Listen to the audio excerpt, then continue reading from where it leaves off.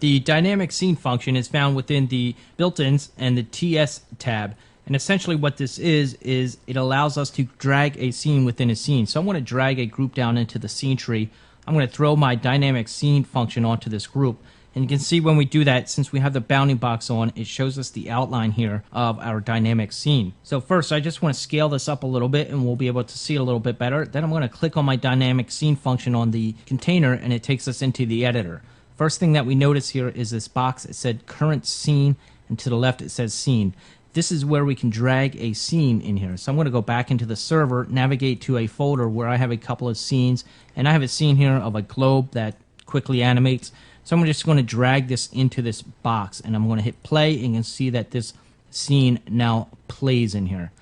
Within the dynamic scene editor, we have basically the same functionality as we do within the image editor. So we have our mapping control here, which we can set to vertex, linear, reflection, spherical, cylindrical, or cube.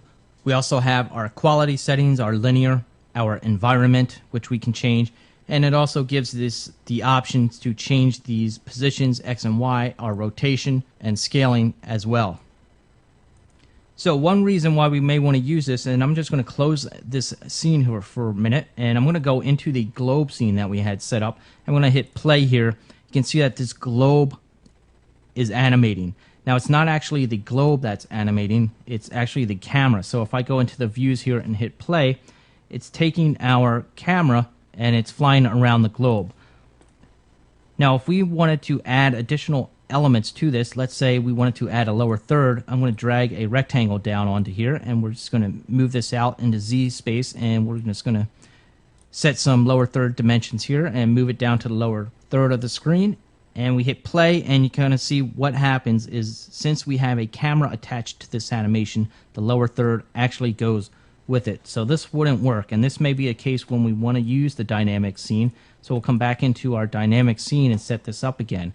I'm going to drag the group down, and we're just going to scale it up a little bit, and then I'm going to go back into my TS tab, drag the dynamic scene into here. And we're going to go get our scene that we want to put in here. So we want to use that globe scene again, and we're going to find this and drag it into the current scene area there. Let's scale it up a little bit more, and we'll come back and grab our rectangle to make a lower third. So I drag this down into the scene tree, and we can set the adjustments here and move it wherever we want. Now we go back into the dynamic scene and we hit play, and you can see the dynamic scene plays, but the lower third stays in position.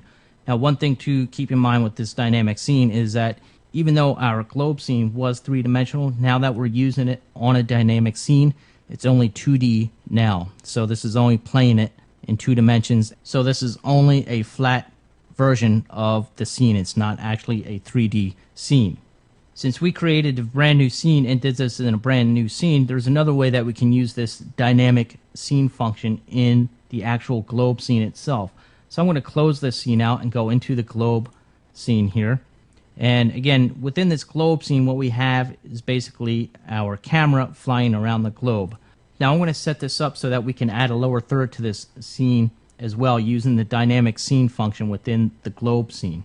So first thing I want to do is take note of this camera that we're looking through. Right now we are set to camera 1, so we're looking at camera 1. I'm going to change it to camera 2 and work with camera 2. So I'm going to go into my camera settings here, and we actually have 16 cameras that we can work with within Viz, and if you change one in this area below the trash can, it changes it up here, and vice versa. If we change it up here, it will change it down here in this numerical block. Whichever way you want to do it, it's fine. These numbers correspond to each other. So we're going to work with camera 2, and I'm going to come into my camera 2, and I'm going to move the Y position up to 5,000.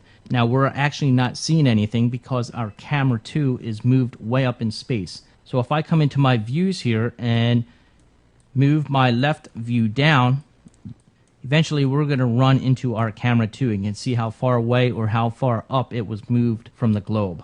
So this is what we're looking through right now. Camera 2 is set here, and this is now what we are seeing in our render window. So I'm going to drag a group down into the scene tree, and I'm going to position this group to be in front of our camera 2. So that means I need to move this up 5,000 on the Y scale. And you can see our little bounding box area there.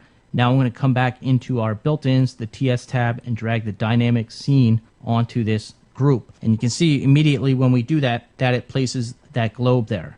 So if I click on my dynamic scene, so even though we don't have a scene placed in there, we can come into this dynamic tab, and what it's actually using is this viewer type. So we have a camera ID set to 1, and that's why it's seeing this globe, because it's looking at camera 1. So I'm just going to come and increase the size. So we're looking through camera 2, and if I go into my camera 2 settings, what I want to do is just kind of offset this a little bit. You can see how it's a little offset. So I'm just going to reset our pan to 0, and then maybe we'll move this relative position back to here. Now if I needed to come back and add any type of element like a lower third, I can drag our rectangle down here, and what I need to do is actually position this up to 5002 within our camera 2 so that we'll be able to see it. And now I can reposition and scale our rectangle here, and when we come back and we hit play and play the scene, our lower third no longer rotates with the camera, but our globe still rotates. Now the one thing to be aware of still is that our globe is still 2D and it's not a 3D object anymore. So this is one thing that you just have to be aware of when working with the dynamic scene function.